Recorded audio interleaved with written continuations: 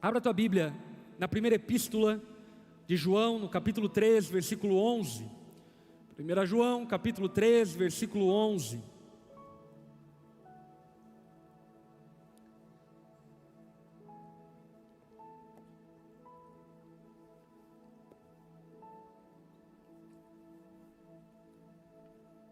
Se você já abriu a sua Bíblia, deixa ela aberta para que nós possamos orar e buscar ao Senhor e clamar por sua graça e misericórdia sobre nós nessa noite. Vamos orar? Senhor, obrigado pela graça e privilégio de nos trazer até aqui essa noite. Nós somos gratos a Ti, porque o Senhor tem sido bom, tem sido fiel, como a Tua palavra mesmo afirma que você sempre seria com o seu povo. Obrigado, Jesus, porque a Sua bondade se manifesta de múltiplas formas, inclusive de formas que por vezes nós não entendemos, mas sempre no fim de tudo, percebemos o quanto o Senhor é bondoso e misericordioso com aqueles que pertencem a Ti. Nessa noite, Espírito Santo de Deus, nós clamamos, revela-nos a beleza e as implicações do Evangelho, que seu poder seja manifesto no nosso meio aqui nessa noite, que aqueles que Te conhecem saiam dessa reunião, além de nutridos e encorajados, inspirados a viverem uma vida digna da vocação que os alcançou. E que se existe no nosso meio, Senhor, pessoas a qual o Senhor deseja salvar e transformar, que ao fim dessa noite o Senhor possa conduzi-los até os Seus pés. Nós amamos a Ti, Jesus, e dedicamos esse tempo, essa noite, de maneira santificada ao Senhor, para que o Seu nome seja honrado e para que a glória, Senhor, seja absolutamente toda sua. Fala conosco por meio da Sua palavra. Abra os nossos olhos, abra o nosso entendimento e transforma-nos segundo o Seu querer. A nossa oração é essa, no nome de Jesus. Amém e amém. Meus irmãos, nessa noite nós vamos continuar estudando o texto de 1 João. E o título da mensagem que nós vamos nessa noite ouvir de Deus e de alguma forma sermos confrontados, encorajados, é esse seguinte título: amar é uma questão de natureza. E isso é tão, mas tão confrontador, aquilo que vamos ouvir nessa noite, que desde já eu queria te preparar para isso. Porque nós estamos habituados, sob a influência do mundo, e principalmente do romancismo, a pensarmos que amor é uma questão de sentimentos. Ou seja, eu sinto amor, eu desejo amar, pensando que o amor é simplesmente um sentimento que brota por vezes e em outros momentos ele se oculta em nós. Algumas pessoas um pouco mais racionais, por assim dizer, falariam que o amor é uma atitude, é uma decisão. Porém, a palavra de Deus nos ensina que amor não é nem um sentimento e nem uma decisão. A palavra de Deus fala que amor é um fruto do Espírito em nós. Ou seja, não é algo que eu sinto e nem decido ter, mas é algo que flui a partir de uma natureza nova que eu recebo em Jesus. E isso vai contra todo o senso comum do que é o amor e de como devemos amar. E o que eu e você precisamos entender de maneira introdutória nesse texto é que o apóstolo Paulo, quando vai falar, apóstolo João, quando vai falar acerca do amor, ele está falando como uma referência acerca do poder do evangelho que atua em nós. Quem aqui estava na semana passada? Se você estava aqui na semana passada, você lembra de ter ouvido que o evangelho, quando atua em nós, transforma a nossa moralidade, transforma o nosso caráter. Quantos lembram disso? E na sequência do texto, João, ele vai então dizer que o evangelho, ele não apenas afeta o nosso caráter e a nossa moralidade, mas o evangelho afeta as nossas relações interpessoais. Não como sendo uma filosofia de vida, paz, amor, mas como sendo a própria natureza daquele que foi salvo em Jesus. A moralidade e o amor, ainda que deva ser um esforço cristão, é um esforço cristão baseado numa possibilidade que Cristo nos deu, e não baseado em um mérito e um esforço esvaziado do auxílio de Deus para que cumpramos os seus pré-requisitos morais e para que cumpramos também o seu padrão de relacionamento, que é o amor. João, defendendo o evangelho justamente desse ataque racionalista, intelectualista, que diminui o evangelho a uma espécie de estilo de vida, ele vem e fala frontalmente: não, o evangelho não é meramente um estilo de vida, o evangelho não é meramente uma forma, um ideal de viver, o evangelho é poder de Deus, que se manifesta na capacidade da transformação moral e na capacidade de pessoas que anteriormente não amavam passarem a amar, como fruto da sua própria natureza regenerada. Dito isto, vamos começar a ler o texto. 1 João capítulo 3, versículo 11. O apóstolo João então diz: esta é a mensagem que vocês ouviram desde o princípio, que amemos uns aos outros. O amor é o mandamento supremo, o amor é o mandamento eterno, o amor é o pai e é a mãe de todos os outros mandamentos. Todos os outros mandamentos são filhos do amor, todos os outros mandamentos fluem do amor. Nós amamos ao próximo porque primeiramente amamos a Deus. Nós devemos não cobiçar as coisas dos outros porque amamos ao próximo e que primeiro amamos a Deus. Não devemos invejar, não devemos roubar, não devemos matar porque amamos ao próximo e primeiramente amamos a Deus. Portanto, o amor, ele é a base moral de Deus. Todos os outros aspectos da moralidade bíblica cristã se fundamenta sobre esse alicerce. Deus não nos pede absolutamente nada que não tenha origem no amor. Até mesmo o sacrifício está baseado no amor. A santidade está baseada no amor. Inclusive as contribuições na igreja são baseadas no amor. Ao ponto de que a palavra nos diz que devemos ofertar na casa de Deus com alegria, porque fazemos isso com base no amor. E não no legalismo, não com base em uma moralidade fria, esvaziada de amor.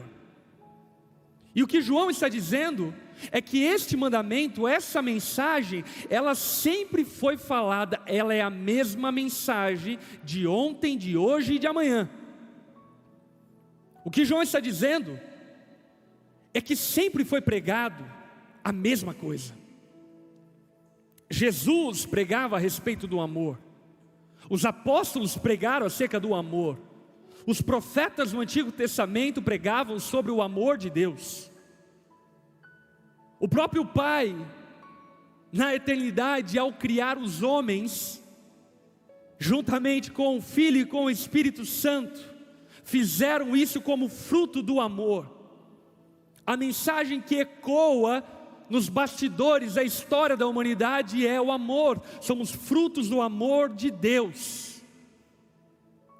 Somos frutos de um Deus que é amor. Somos frutos de um Deus que é bom. Somos frutos de um Deus que nos ama profundamente. E temos carência desse amor, ao ponto de a própria psicologia conseguir enxergar essas carências humanas. E obviamente tenta se explicar ela colocando figuras paternais e familiares, assim por diante, para ser como suprimento dessa carência. Mas o que a palavra nos revela é que, na verdade, essa carência é a carência do amor de Deus, porque nascemos do amor e nascemos para o amor. Essa é a mensagem eterna. Aliás, deixa eu desfazer aqui um erro teológico que muitos, por inocência, acabam caindo. Deus não é um Deus do amor no Novo Testamento. Deus é o Deus eterno do amor. De Gênesis a Apocalipse, ou melhor, de antes de Gênesis até depois de Apocalipse, Deus continuará sendo o mesmo, amor. E esta é a mensagem em toda a Escritura Sagrada. Em toda a Bíblia, você vai enxergar essa mensagem ecoando nas linhas e nas entrelinhas dela, anunciando esse modo de viver de Deus, baseado e fundamentado no amor. Dito isto, olha só o versículo 12. Não sejamos como Caim,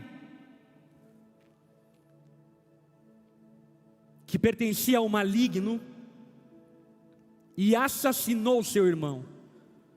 E por que o assassinou?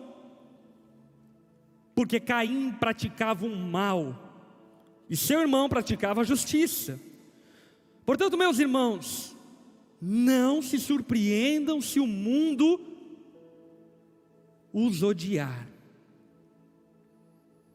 Preste atenção nas palavras de João. Não sejamos como Caim. Quantos aqui já ouviram falar da história de Caim? Caim, filho de Adão e de Eva, que tinha por irmão Abel, filho de Adão e Eva. Em dado momento, ambos vão prestar culto a Deus. Deus rejeita a oferta de Caim, aceita a oferta de Abel. A oferta de Abel estava baseado na sua fé, baseado na sua esperança do cordeiro, enquanto a oferta de Caim estava baseado nos seus próprios desejos e idolatrias. E nesse momento, então, Deus aceita a oferta de Abel, rejeita a de Caim. Caim fica transtornado e mata o seu irmão. E o que João está dizendo aqui é: não sejamos como Caim. Agora a questão é: por que Caim matou o seu irmão? Por que João está dizendo que nós não devemos ser como Caim? E qual é o motivo que levou Caim a matar ao seu irmão? Presta atenção. Caim não se tornou filho do diabo porque matou. Ele matou porque era filho do diabo. Você entende essa equação? Caim não matou o seu irmão e depois então se tornou filho do diabo. Não, era porque ele era filho do diabo que ele matou o seu irmão. Porque o que João está revelando é que o ódio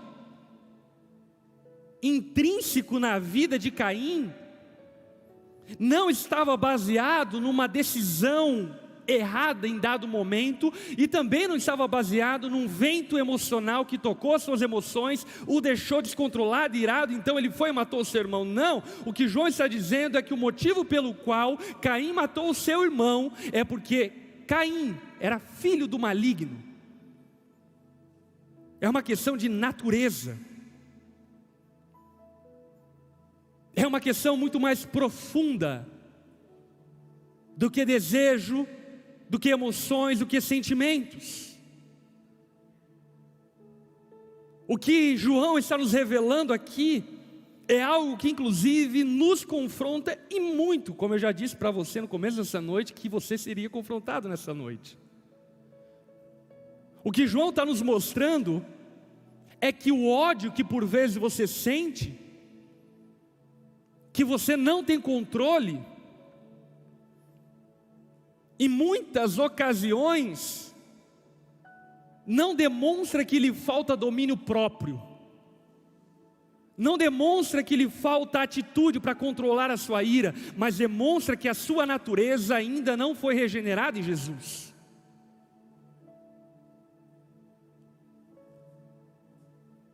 Porque o ódio, como diz João, é uma questão de natureza. Caim mata o seu irmão, porque a sua natureza era depravada, a sua natureza era maligna. E talvez ao ouvir isso você diga: pastor, ok, a natureza de Caim era maligna, era depravada, mas a minha não. Eu sou uma pessoa gente boa. Às vezes eu tenho vontade de matar alguns, mas só às vezes. Aí então João, ele amplia o entendimento. Ele diz o seguinte: sabe por que o mundo os odeia? Porque o mundo tem o mesmo problema de Caim, a sua natureza. O que João está dizendo é que Caim era um protótipo, era uma amostra do problema da humanidade toda.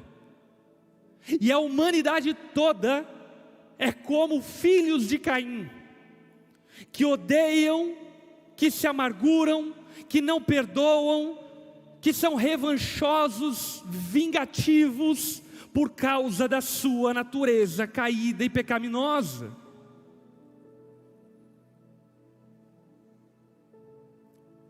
Certas amarguras e ódios que talvez você sinta no seu interior, não evidenciam em muitas ocasiões a necessidade de uma terapia. Necessitam em muitas ocasiões a necessidade de um novo nascimento. A necessidade de arrependimento de pecados. E da transformação que só Jesus, por meio do Evangelho, pode operar em nós. Você nunca se perguntou por que o mundo odeia tanto Jesus? O Jesus bíblico? Ou você nunca parou para se perguntar por que o mundo odeia tanto a igreja? Na minha época de inocência bíblica teológica, eu me perguntava isso. Porque antes de Jesus eu era amado. Mesmo sendo usuário de droga, mesmo cometendo diversos delitos, mesmo sendo uma pessoa depravada sexualmente falando, mesmo machucando mulheres, machucando pessoas ao meu redor,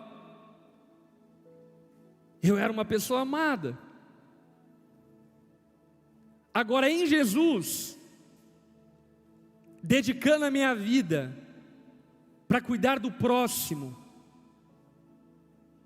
estabelecendo e sendo também responsável por estabelecer a onda dura, uma igreja que tem abençoado ao longo dos anos tantos adolescentes, tantos jovens, tantas famílias.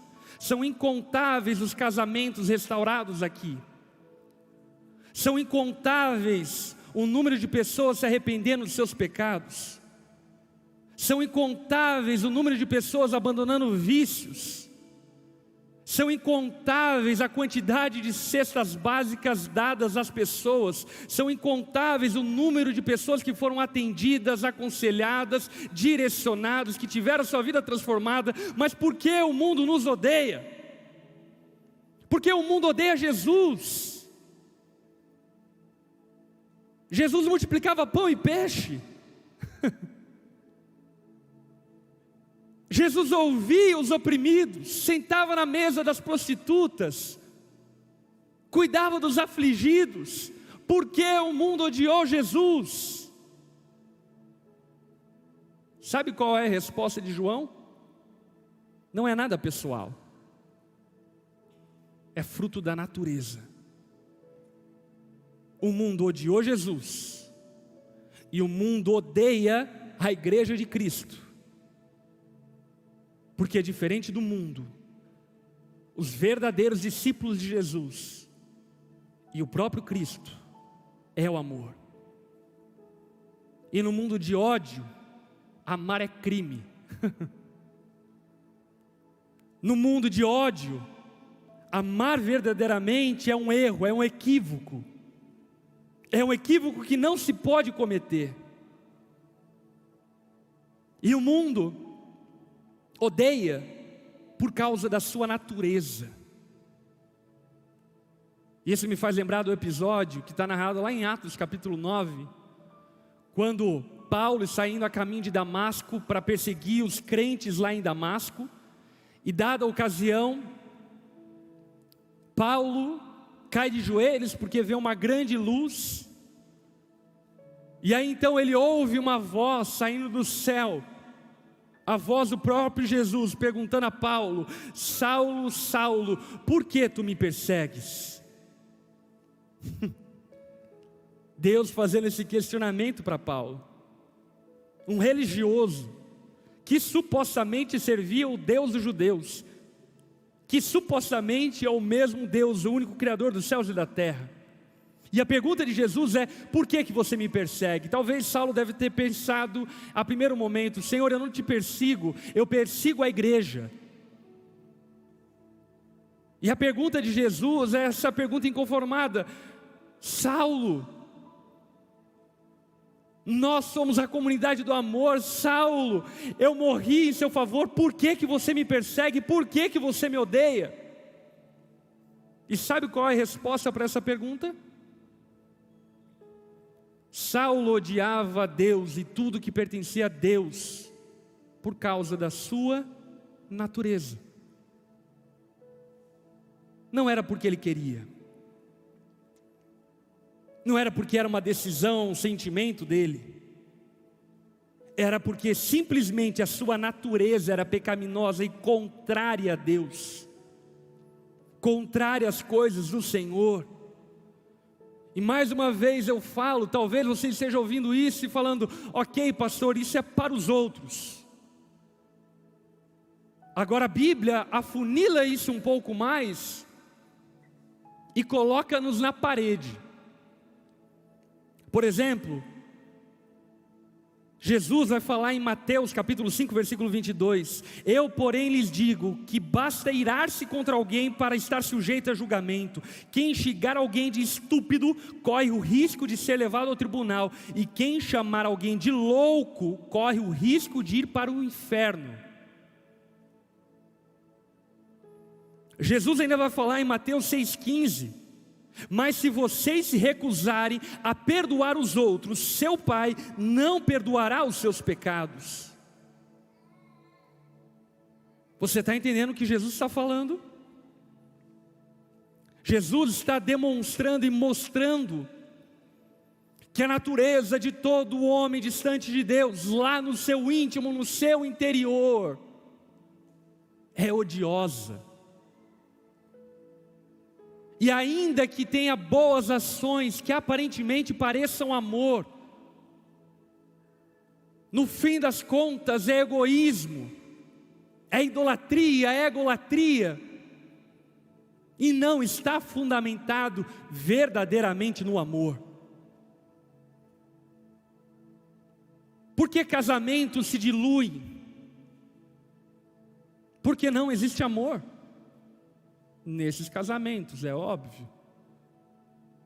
Por que relacionamentos acabam entre amigos? Porque não existe amor, porque uma parte não perdoou, a outra não pediu perdão.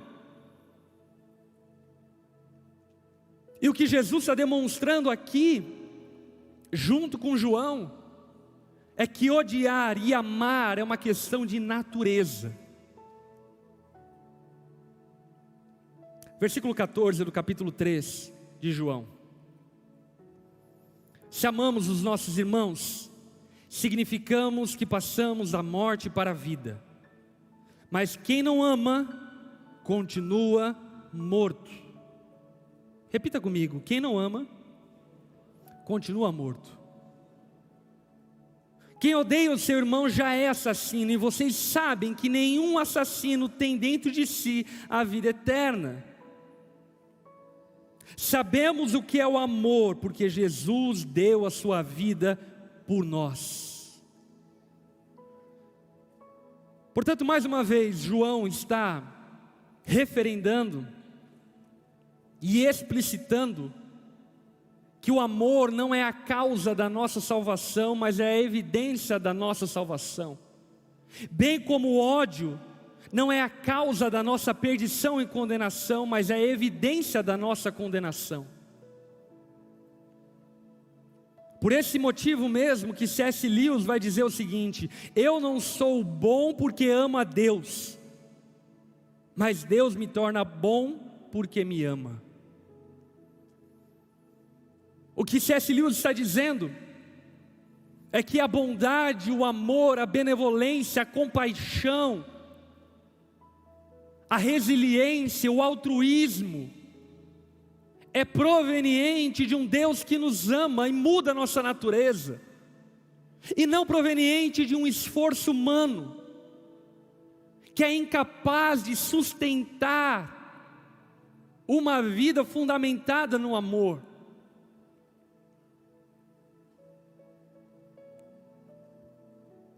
O amor é a evidência de que nascemos de novo, e o ódio é a evidência da nossa condenação.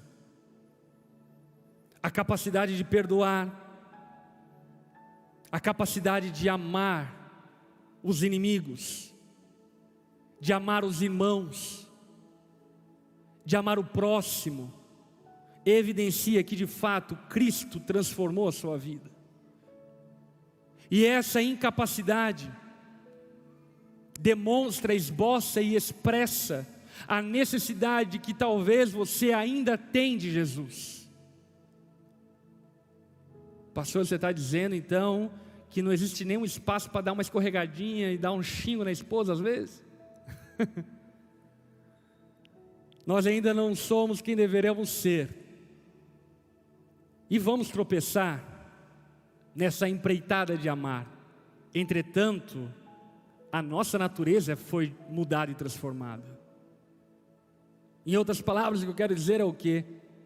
Você pode até ter ações odiosas, mas aquele que verdadeiramente nasceu de novo não vive no ódio, não pode viver no ódio, não consegue viver no ódio. São incontáveis às vezes em minha vida pessoal e ministerial, que por causa de uma força interior que eu atribuo a partir da palavra única e exclusivamente a Deus, que eu perdoei pessoas que eu não queria perdoar, que eu joguei fora minhas mágoas como se não houvesse amanhã, que eu abandonei desejos de vingança e possibilidades de vingança, porque simplesmente isso é incompatível à vida que eu recebi de Jesus. Isso é incompatível à natureza que Deus me deu em Cristo Jesus. Continuando o versículo 16. Portanto, também devemos dar nossa vida por nossos irmãos. Se alguém tem recurso suficiente para viver bem e vê um irmão em necessidade, mas não mostra compaixão, como pode estar nele o amor de Deus? Filhinhos, não nos limitemos a dizer que amamos uns aos outros, demonstremos a verdade por meio de nossas ações. O apóstolo João está dizendo, olha, o amor, ele é um verbo, ele é uma ação. ele não é uma fala, é necessário agir com amor. Porque nós não devemos ser conhecidos como aqueles que dizem que amam, mas não amam. Não devemos ser conhecidos como aqueles que falam sobre o amor, mas na hora de precisar viver o amor, não vivem. Se de fato nascemos de novo e como igreja, como discípulos de Jesus, pertencemos a Ele, devemos amar como Jesus ama. É isso que João está dizendo, olha, a forma como Jesus nos amou foi se entregando em nosso favor, e nós devemos dar a vida pelo nosso próximo. Olha aí para quem está ao teu lado, diga para essa pessoa: eu dou a minha vida por você. É isso que João está dizendo. A minha vida, se eu amo, ela não deve existir para mim mesmo, ela deve existir para o próximo, ela deve existir para o outro, e isso evidencia que de fato eu nasci de novo. Porque se a nossa natureza é igual à de Cristo, foi assim que Cristo agiu. E se não agimos assim, comprovamos que não temos a natureza de Cristo.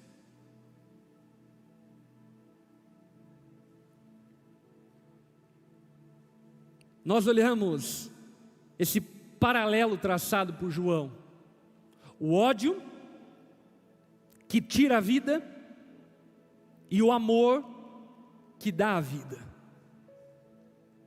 E deixa eu perguntar a você: você é daqueles que tira a vida dos outros? Ou você é daquele que dá a vida pelos outros? Pastor, eu nunca assassinei ninguém. Espero que pelo menos a maioria aqui não tenha cometido isso. Mas sabe, a palavra nos mostra que não precisamos necessariamente cometer o ato do homicídio para sermos homicidas.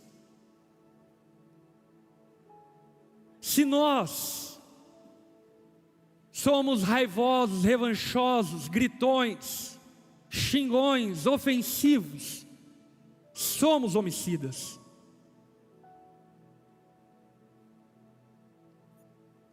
Deixa eu ir um pouco além. Se nós tiramos a vida do outro como sanguessuga existencial, nós somos homicidas baseados no nosso egoísmo.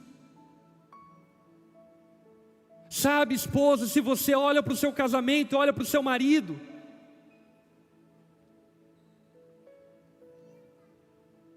como um zumbi olha para um ser humano, ou como uma piranha olha para a carne. Não que você seja uma piranha, mano, em nome de Jesus, não. Mas só um paralelo. Se você usa do seu casamento para extrair tudo que você possui e não tem nada para oferecer, você vive a partir da antiga natureza caída. Em Cristo Jesus, nós fomos e somos saciados. E por sermos saciados por Jesus, nós passamos a ser doadores e não mais receptores. Sabe, meus irmãos, deixa eu citar um exemplo da minha vida.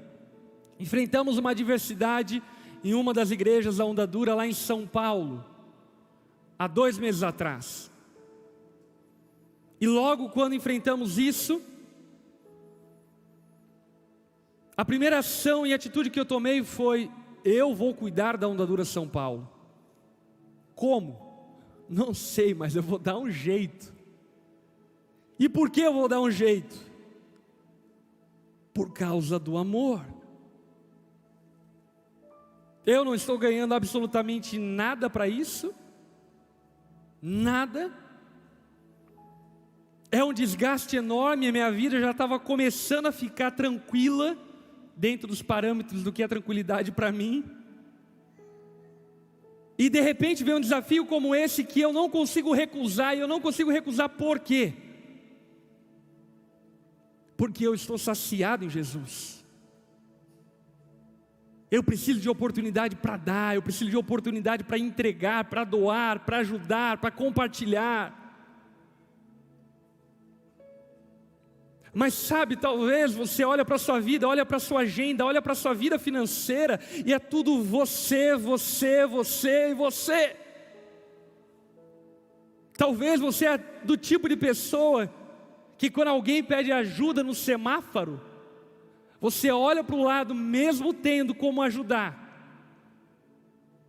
e arruma uma justificativa muito racional: não vou ajudar porque não vou apoiar esse sistema vicioso que as pessoas ficam pedindo ajuda no semáforo. Meu irmão, se você estivesse na rua e não tivesse o que comer, você pediria ajuda? Como você, sendo um cristão, pode ser tão frio ao ponto de fechar o vidro e fazer cálculos racionais?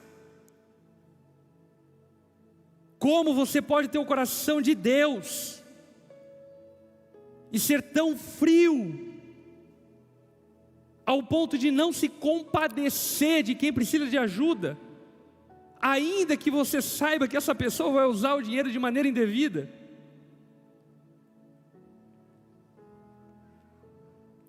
João está dizendo que quem pertence a Deus tem a atitude e tem o coração igual ao de Deus. E aí então ele expressa duas ações práticas. Primeiro, o amor deve estar baseado na compaixão. Compaixão. Você já sentiu compaixão de alguém? Você já chorou pela dor de alguém? O que te move? Você é movido por compaixão ao próximo? Jesus abandonava os seus planos porque olhava para a multidão e via elas como ovelhas sem pastor. Você é esse tipo de pessoa? Ou você serve na igreja, não baseado na compaixão, mas baseado no exibicionismo. Você lidera um grupo pequeno para dizer para os outros que você lidera um grupo pequeno, ou você lidera um grupo pequeno porque você tem compaixão das pessoas à sua volta? João está dizendo que quem tem a natureza de Deus é movido por compaixão e é movido por ação. Pastor, eu amo a igreja.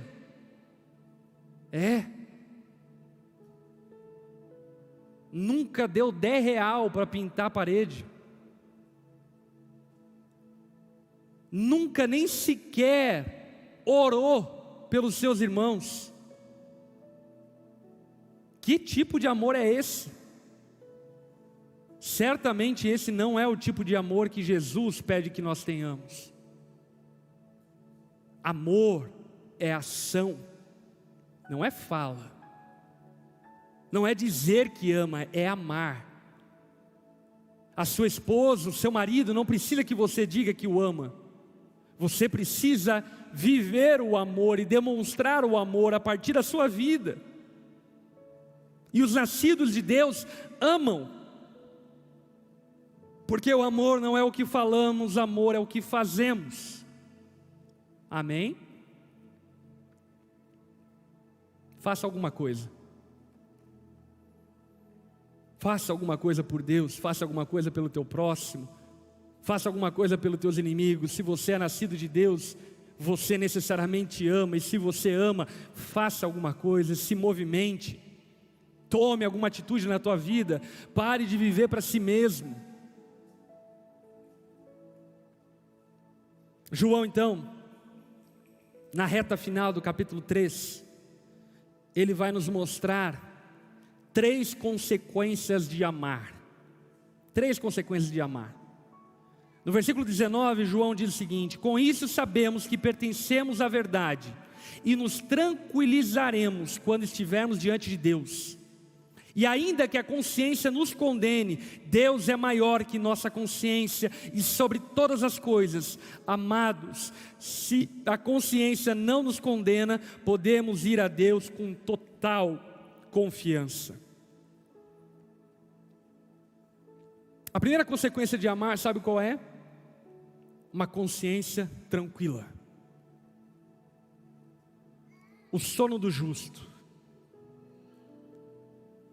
Como é bom dormir à noite e saber que eu perdoei todo mundo que eu tinha que perdoar. Como é bom vir na igreja e adorar a Deus, sabendo que eu pedi perdão para todo mundo que a minha consciência e o Espírito Santo me avisou que eu deveria pedir perdão. Como é bom viver minha vida, sabendo que eu não acumulo mágoa e amargura de ninguém, que toda possibilidade de a raiz de amargura foi arrancada de mim, e eu posso viver leve. Volta e meia vem alguém dizer para mim: pastor, eu quero te pedir perdão porque eu fiz isso, fiz aquilo. Eu olho e falo: não sabia, mas tudo bem, está perdoado. Como é bom ter uma consciência tranquila. Eu não tenho dúvidas de que tem muitas pessoas adoecidas, inclusive fisicamente, por conta de que não amam, não perdoam, tem um desejo latente de vingança. Talvez existam pessoas aqui que já tiveram seus familiares mortos e ainda desejam o mal deles. Cristo Jesus e o Evangelho pode nos libertar dessa cadeia, dessa prisão da antiga natureza que vive a partir do ódio. A consequência de receber essa nova natureza e amar é ter uma consciência tranquila. E eu posso atestar para você, não existe riqueza maior do que a riqueza de você saber que está em paz consigo e com Deus. Que absolutamente tudo que está ao alcance foi feito em amor. Mas talvez ao ouvir isso, você perceba em você o quão transtornado, como Caim, você fica.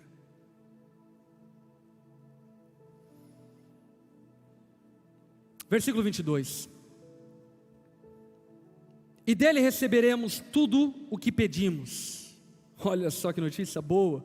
Pois e obedecemos e fazemos o que lhe agrada. E este é o meu mandamento, que creiamos no nome do seu Filho Jesus Cristo e amemos uns aos outros conforme Ele nos amou. A segunda consequência, o segundo resultado, dito pelo apóstolo João, de amar, sabe qual é? Termos as nossas orações respondidas. Isso é interessante porque a Bíblia em dois momentos ela nos mostra o oposto disso. Por exemplo, a Bíblia fala que um marido que não ama a sua esposa de maneira devida tem as suas orações interrompidas. Deus não ouve suas orações. E ainda em outro momento, a Bíblia nos fala que se nós tivermos uma oferta para levar ao Senhor e nos lembrarmos que alguém tem alguma coisa contra nós, nós devemos deixar a nossa oferta, resolver a treta e depois voltar e dar a nossa oferta. Porque o que a palavra está nos ensinando e João está reforçando é que as orações respondidas têm tudo a ver com uma vida baseada em amor. Até porque uma pessoa que vive o amor normalmente não ora por coisas estúpidas. Amém? Normalmente quem vive o amor ora por coisas que de fato são lícitas e necessárias. João está dizendo que quem ama tem as suas orações respondidas. Nossa adoração é inaceitável sem amor. E a última consequência de amarmos, olha o versículo 24: aqueles que obedecem aos seus mandamentos permanecem nele, e ele permanece neles, e sabemos que ele permanece em nós, porque o Espírito que ele nos deu permanece em nós. Sabe qual é a terceira consequência de amar? A segurança eterna, permanecer em Deus para sempre, permanecer em Deus para toda a eternidade, pertencer a Ele, perseverar com Ele, estar seguro nele. Então preste atenção, nós começamos ouvindo a respeito de que o ódio é a condição de alguém sem Deus. A palavra nos mostrou que o amor é uma evidência de quem pertence a Deus. E demonstrando então que o amor é uma evidência de quem pertence a Deus, a palavra nos levou a entendermos que o amor não é algo que falamos, mas é algo que expressamos através de compaixão e ações. E por fim, João nos conforta e nos encoraja, mostrando quais são as consequências de quem vive esse amor. Quem vive esse amor tem a sua consciência tranquila, tem as suas orações respondidas e permanece para sempre.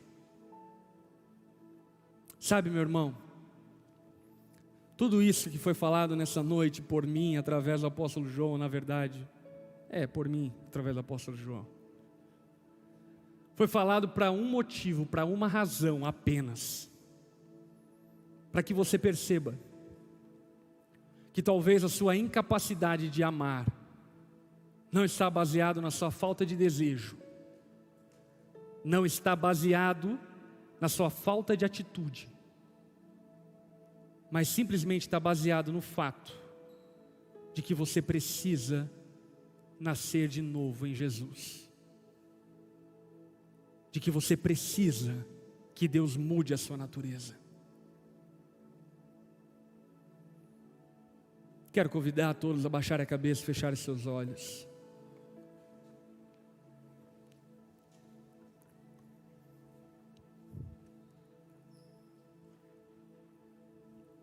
Espírito Santo de Deus,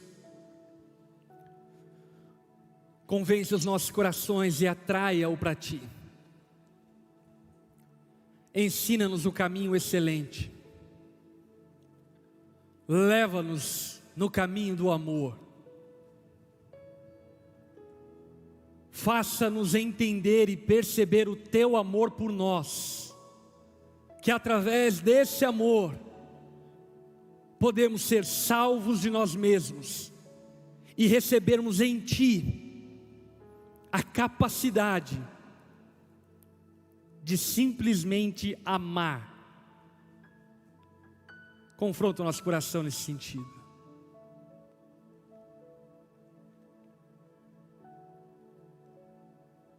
Se você está aqui nessa noite e reconhece que você é incapaz de amar, e entendeu e percebeu que isso é oriundo do fato de que você está longe de Deus, do fato de que você não tem um relacionamento com o Senhor, eu quero te conduzir nessa noite, a partir desse convencimento do Espírito na sua vida, a se entregar a Jesus, e de maneira sobrenatural, receber dele uma nova vida, e junto com ela a capacidade de amar.